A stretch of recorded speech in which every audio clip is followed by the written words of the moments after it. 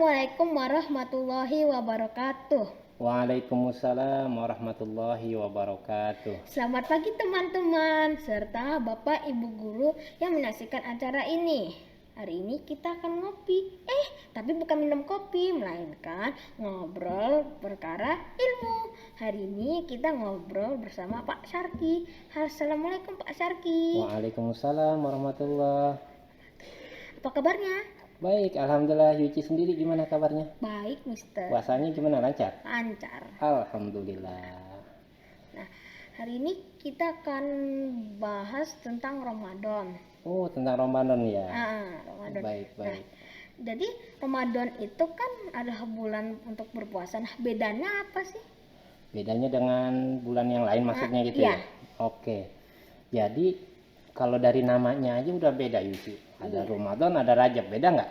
Beda. Ya, tapi memang Ramadan ini bulan yang istimewa. Di antara keistimewaannya, sebagaimana yang ada di dalam Al-Quran ataupun yang Rasulullah sabdakan di dalam hadis, di antaranya nih, yang pertama bulan penuh rahmat, yang kedua bulan penuh ampunan. Jadi semua dosa-dosa manusia ini kalau kita minta ampun kepada Allah, diampuni sama Allah. Nah, kemudian di dalam bulan suci Ramadan ini ada yang namanya Lailatul Qadar. Dan di bulan Ramadan juga ini merupakan bulan diturunkannya Al-Quran, sebagaimana yang terdapat di dalam surah Al-Baqarah ayat 185. Nah, jadi bunyi Al-Baqarahnya itu ayat 185 itu berapa ya? Mana bunyinya? Oke, ditanya lagi Wici. Iya, di potongan ayatnya itu berbunyi Syahrul Ramadan alladzi unzila fihi al-Qur'an hudal linnas. Jadi, bulan suci Ramadan ini di dalamnya Allah turunkan Al-Qur'an sebagai petunjuk manusia nih. Iya. Begitu. Nah, tapi kan di dalam sejarah Nabi Muhammad SAW kan menerima wahyu bertahap. Kadang di bulan Ramadan, kadang di luar Ramadan. Itu bagaimana? Oh, maksudnya bertentangan ya antara sejarah dengan yang ada di Al-Quran itu ya? Iya.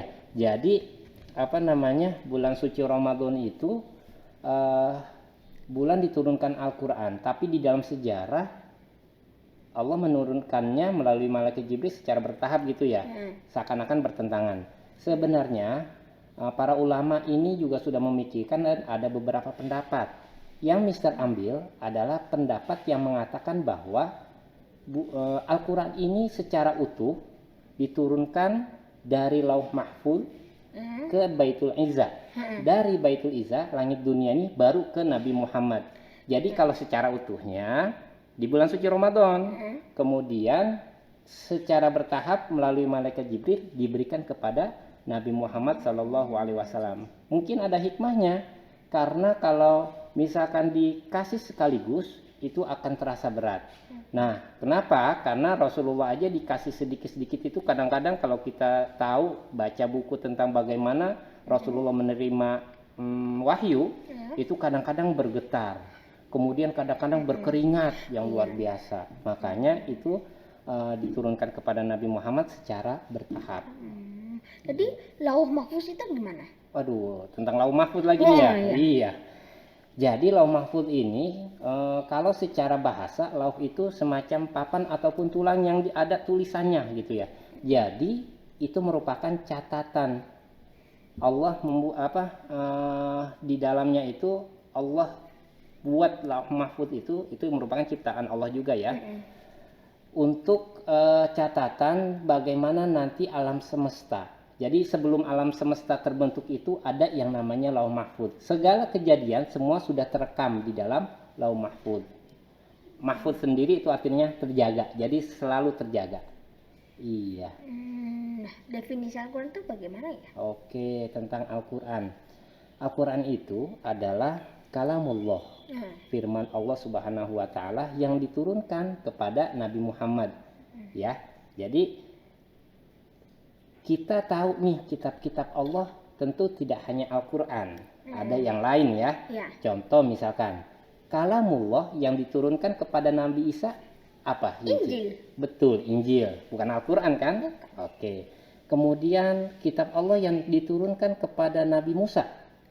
Taurat. Bukan Al-Quran juga kan? Bukan. Nah, Jadi Al-Quran ini adalah kalamullah yang Allah turunkan khusus untuk Nabi Muhammad SAW. Itu yang pertama. Yang kedua, perantaranya adalah malaikat Jibril, ya, malaikat Jibril yang menurunkan kepada Nabi Muhammad SAW. Selanjutnya, Al-Quran ini adalah kalamullah yang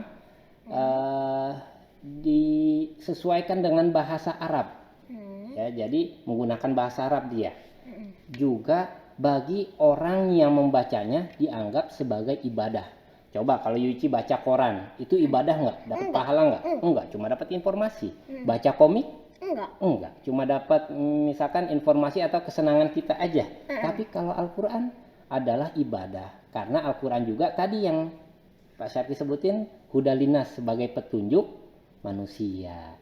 Jadi kita harus sering-sering nih berinteraksi dengan yang namanya Al-Quran.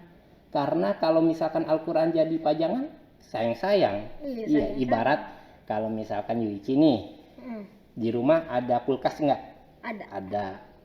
Atau misalkan di rumah ada kendaraan motor. Ada. Cuma dipakai aja. Tapi nggak tahu petunjuk cara makainya gimana. Nggak diisiin bensin, nggak diganti olinya. Kira-kira kendaraannya bagaimana? Rusak. Begitu juga dengan manusia. Kalau kita nggak sering berinteraksi, kita jarang-jarang baca, maka yang terjadi adalah kitanya nggak terarah, bisa rusak juga dong. Iya kan ya? Iya.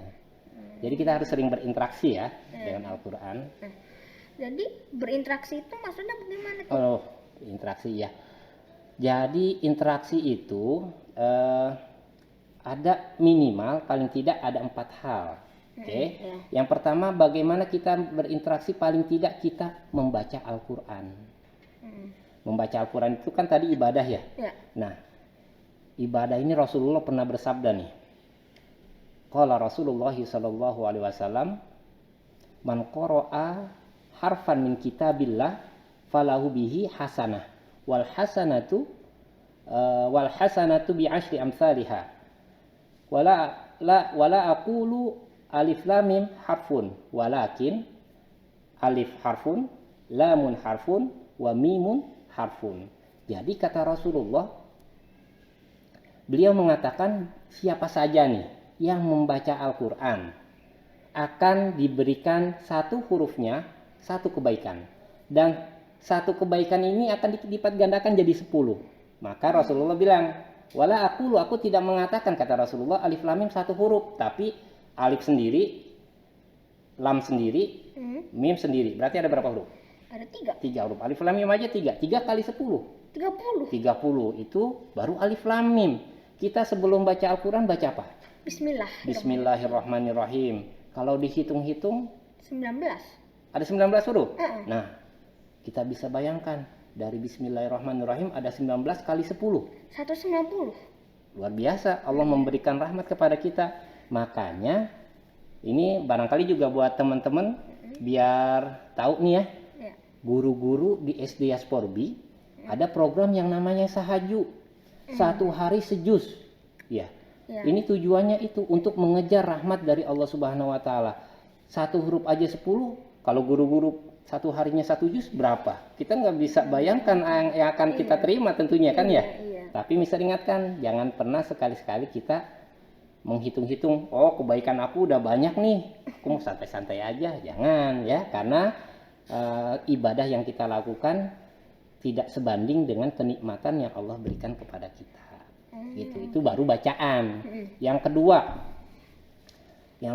itu kita kalau sudah bacaannya bagus, kemudian tajwidnya udah bagus, kita tingkatin lagi. Kita belajar memahami, mengartikan Al-Quran itu sendiri. Gunanya buat apa? Biar tahu nih maknanya.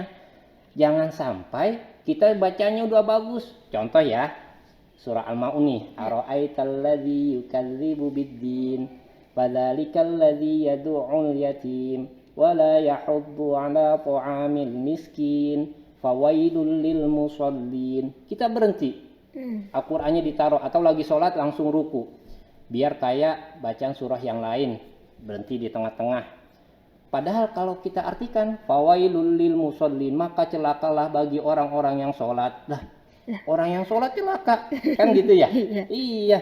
Maka harus digabung. Kalau tahu artinya nggak mungkin kita berhenti di sini, kita harus lanjutin. Fawailul lil musallina alladzina hum an sholatihim sahun. Yaitu nggak semua orang yang sholat, tapi orang yang melalaikan sholat maksudnya. Ya, jadi bukan semua orang yang sholat celaka, enggak, tapi orang yang melalaikan sholat. Kalau kita tahu artinya kan enak ya, kita nggak berhenti sembarangan. Seperti halnya fala taqrabus sholat, maka jangan dekati sholat. Oh, kita bukannya kita harus sholat, malah kita dilarang untuk sholat, disuruh menjauhi. Maka kita hindari seperti itu. Itu mengartikan. Ada juga menafsirkan, beda mengartikan. Menafsirkan ini tingkatannya lebih tinggi lagi. Menafsirkan ini kita bagaimana kita tahu artinya dan juga memahami. Ada, misal kasih contoh nih, orang nggak tahu ilmunya, nggak tahu ilmu tafsir, dia mengartikan ketika ditanya surah Al-Zalzalah, idza zulzilatil ardu zilzalaha, ketika bumi itu digonjang-ganjing gitu ya, dibulak-balik begitu. Ini surah tentang apa? Ditanya orang itu. Nah, ketika ditanya, dia bilangnya ini surah tentang pertanian. Tentang pertanian. Kenapa kok pertanian? Iya, kan orang lagi nyangkul. Buminya dibolak-balik, tanahnya dibolak-balik. Nah, padahal enggak. Di situ tentang hari kiamat. Bagaimana kondisinya ketika itu. Ya, itu tentang penafsiran. Yang keempat adalah tingkatan yang lebih tinggi lagi dari kita bisa menafsirkan, yaitu kita bisa mengamalkan apa yang ada di dalam Al-Quran. Jadi di dalam Al-Quran ini diterangkan misalkan bagaimana kita dilarang untuk memakan makanan yang dilarang oleh Allah seperti bangkai, memakan kemudian meminum minuman khamar misalkan. Jadi segala sesuatu yang dilarang oleh Allah sudah diamalkan. Kemudian juga hal-hal yang diperintahkan oleh Allah dikerjakan. Bahkan di dalam Al-Quran juga dikatakan fala taqul lahuma uffin, bagaimana sikap kita kepada orang tua. Kita tidak boleh mengatakan ah. Nah, kalau orang yang sudah sampai tingkatan ini, dia berarti sudah mengamalkan apa yang ada di dalam Al-Quran.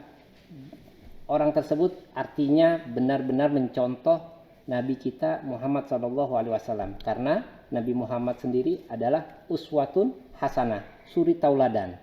Makanya kalau kita sudah berinteraksi dengan Al-Quran, kita diharapkan menjadi manusia yang terbaik. Kata Nabi, khairukum man ta'allama al-Quran wa 'allamahu.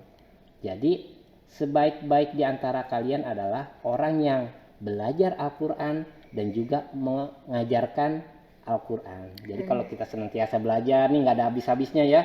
Habis baca, kita belajar artinya, belajar tafsirnya, kemudian juga kita amalkan, maka kita menjadi manusia yang terbaik.